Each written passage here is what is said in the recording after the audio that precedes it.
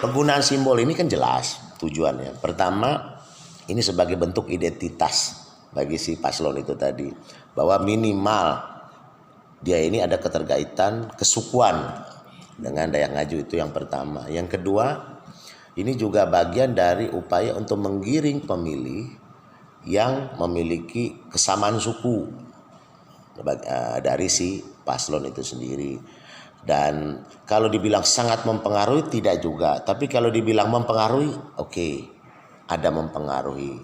Biarpun itu tadi pengaruhnya ini kan tergantung pengelolaan dari tim di internal si paslon yang memakai atribut-atribut atau simbol-simbol kedaerahan itu seperti Dayak Ngaju itu tadi. Nah, tetapi seperti yang saya katakan tadi, ini juga kalau tidak diramu dengan baik, ini akan menimbulkan perpecahan. Karena kita ketahui bahwa dalam Bingkai Negara Kesatuan Republik Indonesia, setiap warga negara itu berhak untuk memilih dan dipilih. Nah, ini dan sepanjang dia tidak dalam posisi dicabut hak pilihnya ataupun sedang terpidana.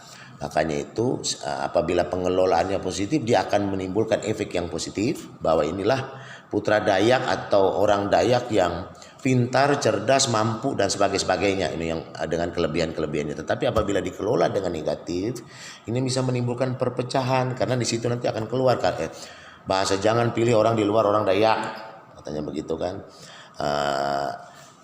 Keleh sama itah dalam bahasa seperti itu. Ini berbahaya apabila pengelolaannya, penggunaan simbol ini tadi tidak dikelola dengan di latar belakang dengan kehidupan berbangsa dan bernegara yang sepenuhnya gitu. Berarti bisa dikatakan Bapak itu setuju terkait pandangan sebagian masyarakat mengenai bahwa penggunaan simbol budaya ini termasuk eksploitasi budaya hanya untuk kepentingan politik saja.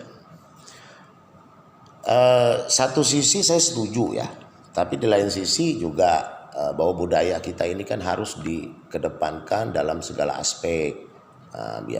Salah satunya dalam politik, tidak hanya sosial, tapi juga dalam politik. Tetapi dengan rambu-rambu atau batasan-batasan tertentu, di mana jangan sampai penggunaan simbol-simbol ini mengarah ke, seperti saya bilang tadi, sara, rasisme, yang bisa menimbulkan perpecahan dan konflik. Itu saja.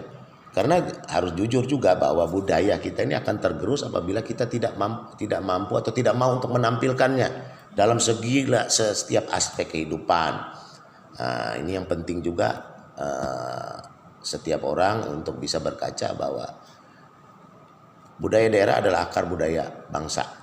Nah, tetapi harus digunakan dan dimanfaatkan dengan sebaik-baiknya tanpa maksud untuk memecah belah atau melakukan pengotakan dengan sesama anak bangsa yang kebetulan sukunya lain gitu. Terkait penggunaan simbol-simbol budaya Dayak dalam pilkada ini, apakah ada aturan khusus atau perda maupun undang-undang yang mengatur terkait penggunaan simbol budaya dalam ranah politik? Ada tidak? Kalau aturan itu tidak ada.